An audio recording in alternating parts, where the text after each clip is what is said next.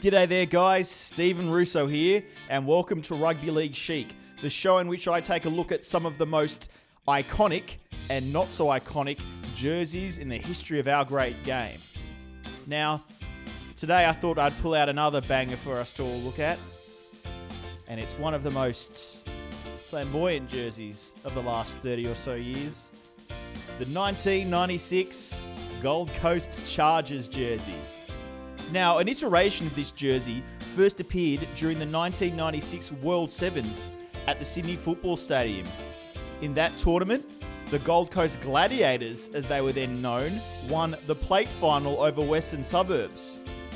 That game was memorable for new owner Jeff Muller running onto the field and hugging his players.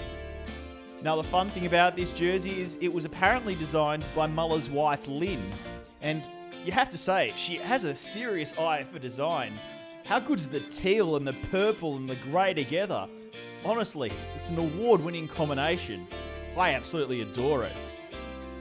But the funny thing was, though, not long after winning that plate at the Sevens, the Australian Rugby League confiscated the licence off Muller. While the club's future was still up in the air, they played a couple of trials in a mainly gold jersey, but when they returned to the field for the 1996 season, they had been rebranded as the Chargers and were wearing a design that was basically the same as Lynn's, except they'd added a yellow stripe to the top portion, or a series of yellow stripes, I should say. Now, when Muller owned the side and they played as the Gladiators in the Sevens, they had a sponsor called Save the World Technologies. However, by the time the rebranded Chargers side ran onto the field for rounds one of the Optus Cup, they didn't have a major sponsor.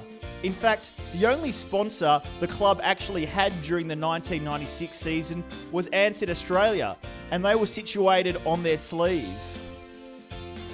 The jersey I've got here is a player's jersey. It's number 30. Obviously, it's probably a lower grader's jersey, but there's always the chance that the lower grader could have been promoted to first grade, either as a replacement or a late call-up.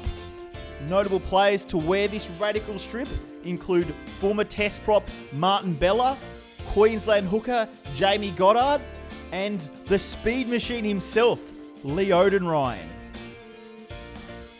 Now, the Chargers shirt's obviously pretty rare because the club only existed as the Chargers for 3 seasons before disappearing altogether at the end of the inaugural NRL season in 1998.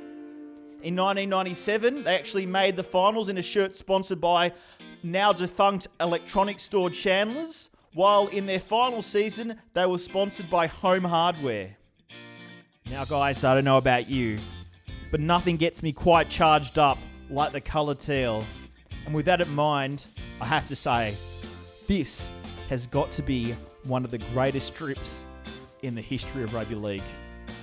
I'm Stephen Russo, and that was episode 6 of Rugby League Chic.